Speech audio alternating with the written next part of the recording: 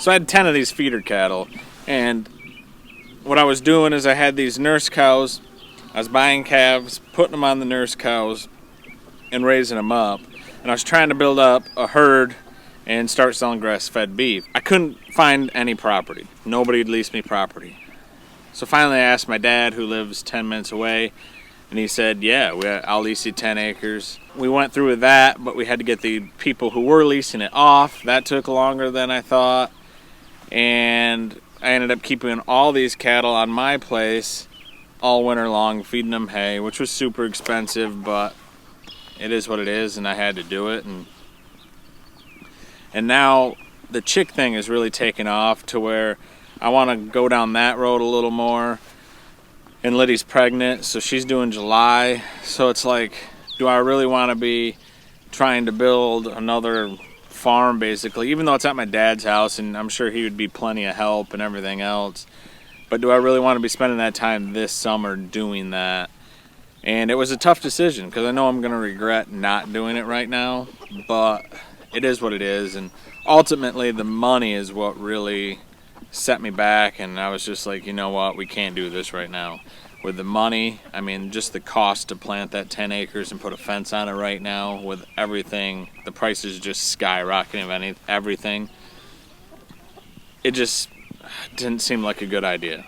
And you'll probably see me on here in a year saying, man, I wish I would have planted that field a year ago, but I just can't do it. I just can't do it right now, and that's okay, and we're going to have to move forward with that. And I got the dairy cows, we're milking them. We're trying to get a herd share set up with those, and that's extremely time consuming. So anyway, the owner of the company I worked for, he'd let me graze his property last year and the year before that, and he said, hey, you gonna bring some more steers over here this year? And I said, well, you know what, if I bring them over there, they're gonna stay there all summer, because they're just to the size now where they're too big, you know, for me to be hauling all the time.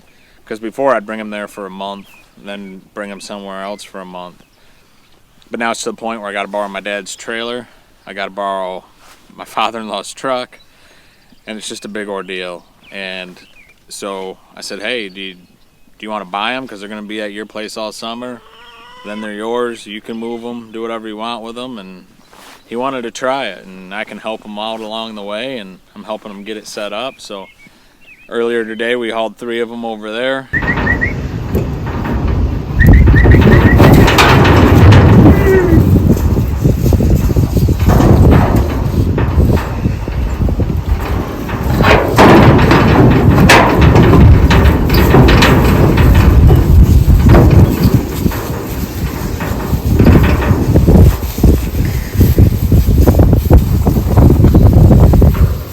There's also like 6 acres or so by the shop that I work at that I planted a couple years ago. I grazed last year.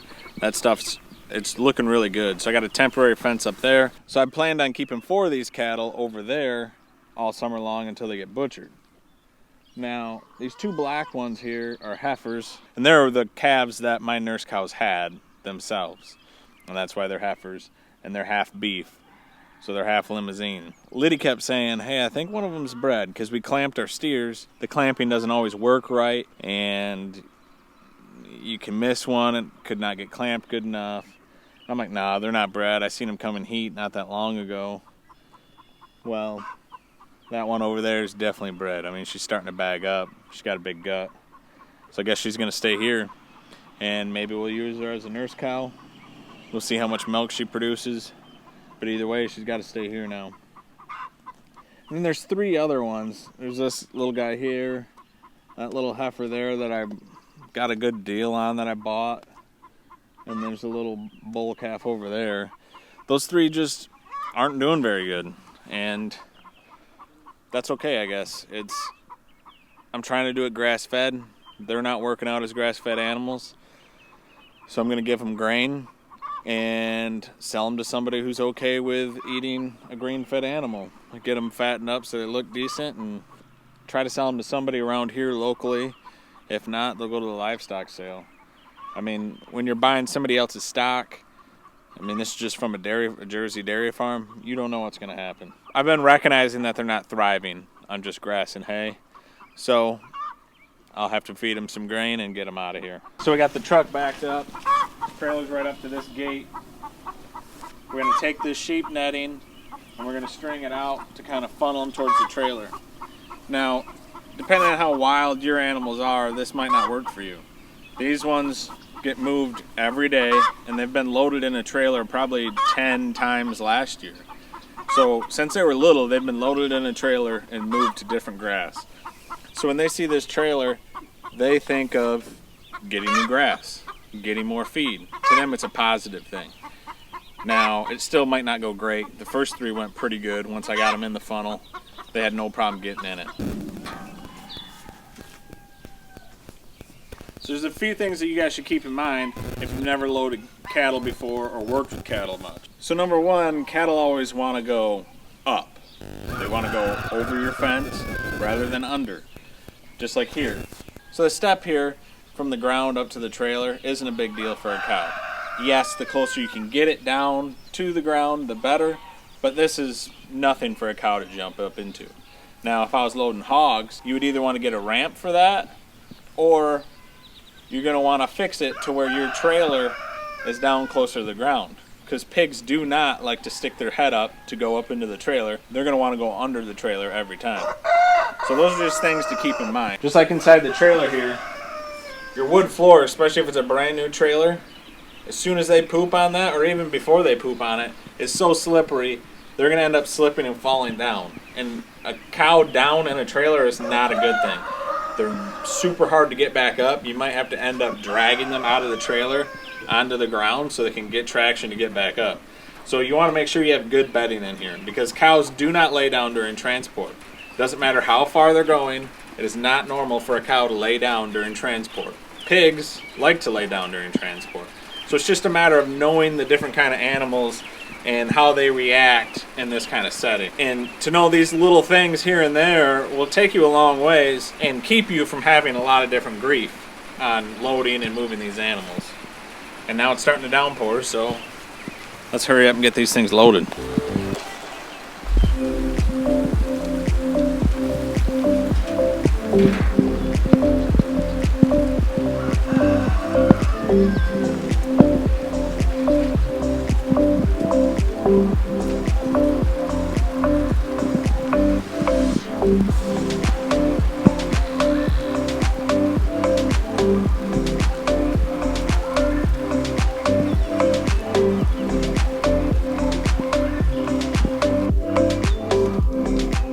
So we got a nice funnel set up here, nice wide mouth to it, slowly narrows down in towards the trailer.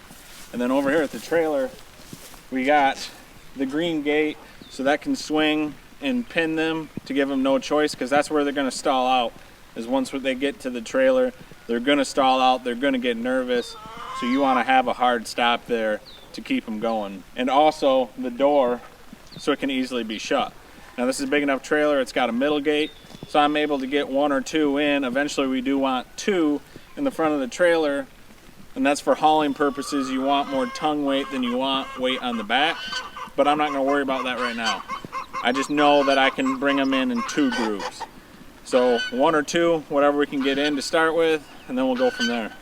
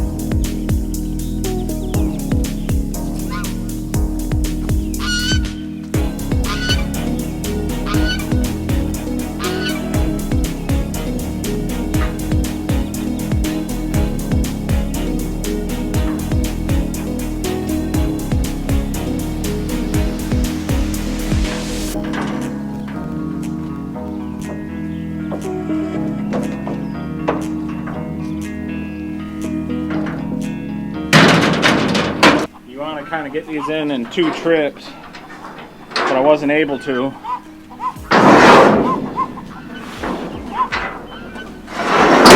So these cows are still small enough I can weave one into the front.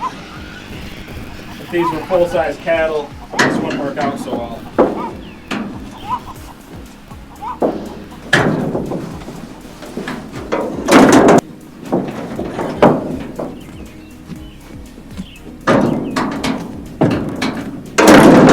Okay, I got 1 cow out, but that black one I want is standing right there. So I'm just gonna let this cow stay out and try to take this opportunity. There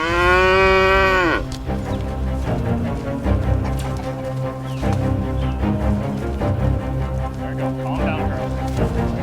You're okay. You're okay.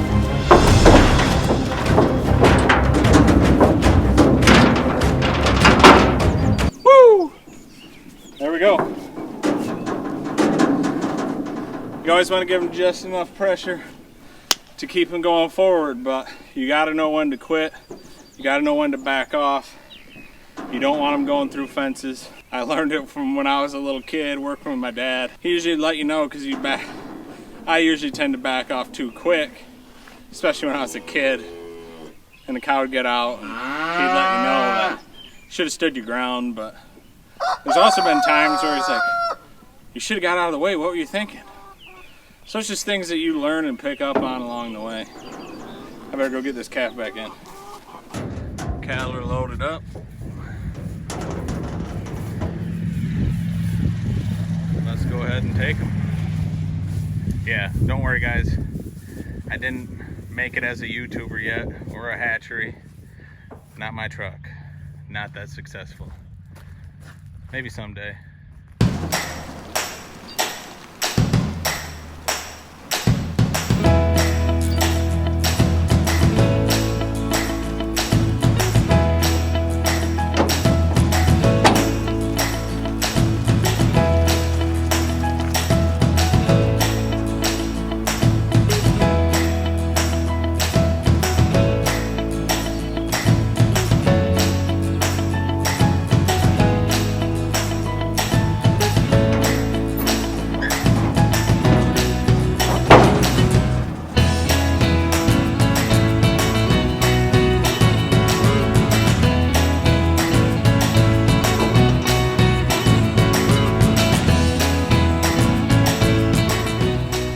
You can see how tall that grass is. I mean, it's past my knee in a lot of spots. A lot of nice, beautiful tall clover. There's some good grasses starting to come in. This is actually probably the worst spot out here. I'm thinking they didn't put enough topsoil back or something. There's a real bad spot right there. But you get back in that corner and it looks real good. Woo. Yeah, the fence works. Through my wet cowboy boots and everything. This is a tool and die shop I work at, so this is actually commercial property. They bought the lot behind them just in case for growth or whatever. So there's about 5 acres here. And they were gonna do what everybody else does out here and just brush hog it. But they knew I was raising cattle and knew I was having a hard time getting property. So it's like, hey, why don't you graze it? I mean, it helps me out, it helps them out. They don't have to brush hog it or maintain it. I'm not 100% sure if zoning would be okay with this or not. That I don't know. Don't ask. What is it? Don't ask, don't tell. Or it's better to ask for forgiveness than permission. That's the one I want. So that's what we're going with. And actually I asked, there's a garage, a service garage for one of the big power companies around here across the street, and they have about 10 acres like this, but they already put a fence around because they don't like people on their property, I guess, and they brush hog it 2-3 times a year. They pay somebody to drive a tractor on it and brush hog it. These are the same. This is the same power company that is sitting here telling you to go green. And so I contacted them, said, hey, look, I got cattle across the street, you can see what I'm doing. Can I bring them over there and do a rotational graze and graze off your grass for you? You don't have to pay to have somebody come brush hog it. You're not wasting the fuel. And we're producing something, right? There's nothing greener than a ruminant animal eating grass, pooping out their manure to go back into the soil to grow more grass. I mean, that's as simple and as green as it gets. Call it, the guy who's running this shop, he was all for it. He thought it was a great idea. But of course he had to talk to corporate, and corporate said no way, they're not going to do it. To me, it was extremely disappointing, not only for the opportunity for me, but I mean, you actually see a lot of this in Europe. They do a lot of it. They'll graze under solar panels and stuff like that. And I think just here in the United States, we've become so disconnected from farming and animals that we don't even, I mean, they just see it as a liability, as a risk, when it would have been a huge benefit for them. So I have a temporary fence. I did 2 strands, which these cattle have just been in 1 strand for the past year and never get out. But I did 2 strands just to be safe. And then my divider fence, to section it off, I only do 1 strand. And that's so if they do get rambunctious, if they do say, hey, you're not moving me fast enough and I want to go over, they're going to go through this 1 strand wire most likely.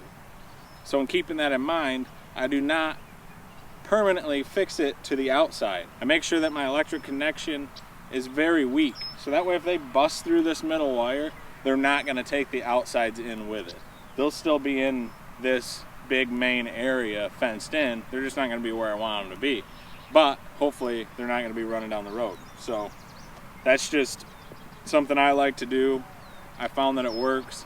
Last year they only got through that wire once and they did knock it down. They jumped over it and here I gotta hop over this fence again. Usually my rubber boots, I don't feel it at all, but now with these cowboy boots I'm getting a decent shock. Not too excited about it. Whew, That was a good one. that's a hell of a fencer, which is the #1 thing you need when you don't want your animals to get out. One last thing before I go here. Let's see what this thing is doing.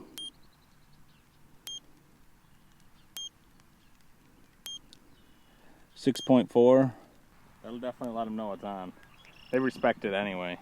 Unless something super spooks them, they're not gonna bother to get out, and I shouldn't have to worry about it too much. And just so we're all clear, this video is not sponsored by Ford, but it should be.